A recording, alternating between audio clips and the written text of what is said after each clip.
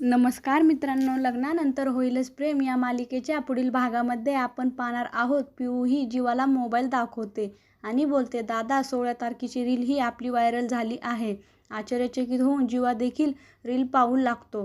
तेव्हा त्याच्या लक्षात येते की लोकांनी खूप त्यावर कमेंट केलेले असतात आणि अतिशय घाणेरडे कमेंट असतात आणि त्या कमेंट वाचून जीवाला अतिशय चिंता वाटू लागते.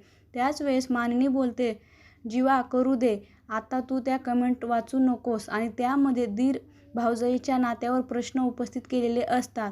त्यानंतर आपण पाहतो काही पत्रकार हे पार्थला प्रश्न विचारण्यासाठी त्याच्या घरी येतात आणि त्याला विचारतात, तुमच्या भावाचे तुमच्या बायकोशी अफेअर असल्याचे समजल्यानंतर तुमची काय प्रतिक्रिया आहे?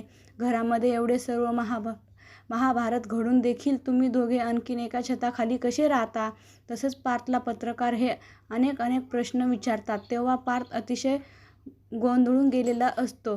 तर तिकडे आपण पाहतो काही महिला मंडळाचा मोर्चा देखील काव्याच्या घरी गेलेला असतो आणि सर्वजण हे काव्याच्या नावाने घोषणा देऊ लागतात आणि अतिशय सर्व महिला हे काव्याला प्रश्न विचारू लागतात. तर तू दीर आणि भावजाईच्या नात्याला कलंक लावलेला आहेस. आपल्या दीरासोबत अफेअर करताना तुला लाज कशी वाटली नाही? असे अनेक प्रश्न त्या महिलांना तिला विचारू लागतात. आणि एक महिला बोलते, तुम्ही असल्या चरित्रहीन बाईशी काय बोलत बसला आहात?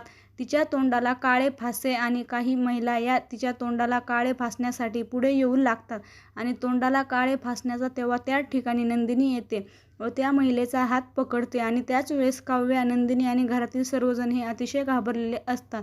आता पुढे येणाऱ्या भागामध्ये नंदिनी कशा प्रकारे काव्याचे रक्षण करणार, त्याचबरोबर जीवा आणि पार्थ यांच्या दुरावा निर्माण होणार का, हे पाहणे अतिशय रंजक ठरणार आहे.